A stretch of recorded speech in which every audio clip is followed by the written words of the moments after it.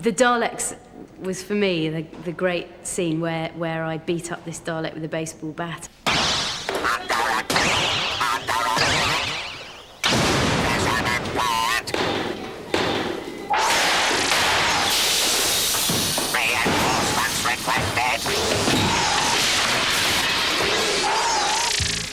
And then it was one of those wonderful Doctor Who-y-like endings, which I always remember from my childhood, which is, oh my goodness, how on earth is the assistant going to get away from this one?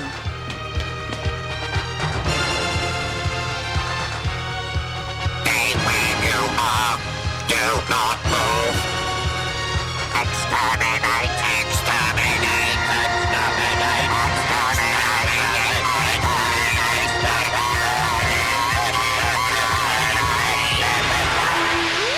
I love those endings.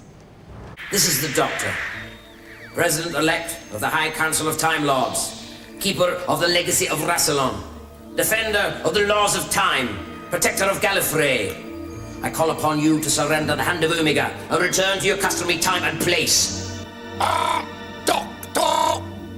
You have changed again! We wanted to bring back the mystery, so that's why, because we thought too much had been told about the Doctor, and also the slight danger. In the end, you are merely another Time Lord!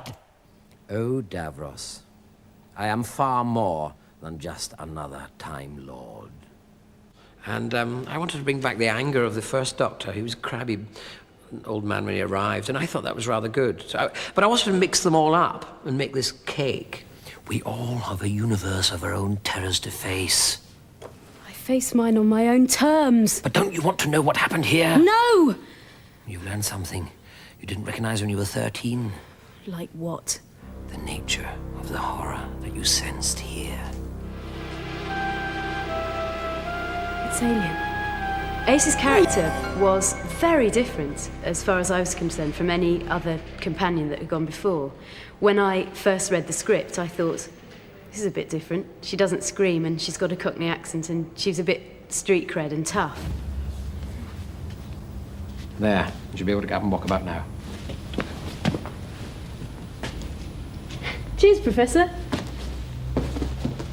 The thing about being a Time Lord is, when I was being a Time Lord, we were never given enough time. Time was always the thing that you really wanted. That was the luxury that we begged for. We didn't want more money. We wanted more time, just to get it in the can. And we used to regularly, we'd come towards the end of the story, at the end of the shoot, we'd be in the studio, and it would become panic. We've got to get this in one. No, we want it in half.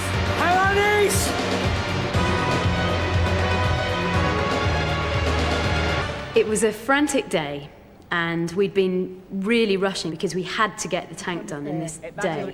And I rushed over to the water tank and kind of got in it, had a quick test. The visual effects guys were up on the top, pumping water in over my head. Doctor, look out, then the doctor comes in, all right? I was running up, banging, she's screaming and all this stuff. Suddenly, I realised that the glass was bulging. And I just felt under my hands this kind of a crack. Shit, get it out! Move back, the water will suddenly everybody get back. Move back, get the pump in! But it was actually Sylvester who sort of saved my life, because nobody really realised what was happening, and he shouted, "Get her out of there," and they reached down and grabbed me. That was the only time I've ever been heroic in my life. Except when I was acting. Some people call it acting. What are we doing? I've got to stop. We've got to go. Can't go. Not this time. Yes, we can. Escape to what? I don't choose to live as an animal. If we fight, we will destroy this planet. The series finished in December '89. We will destroy ourselves.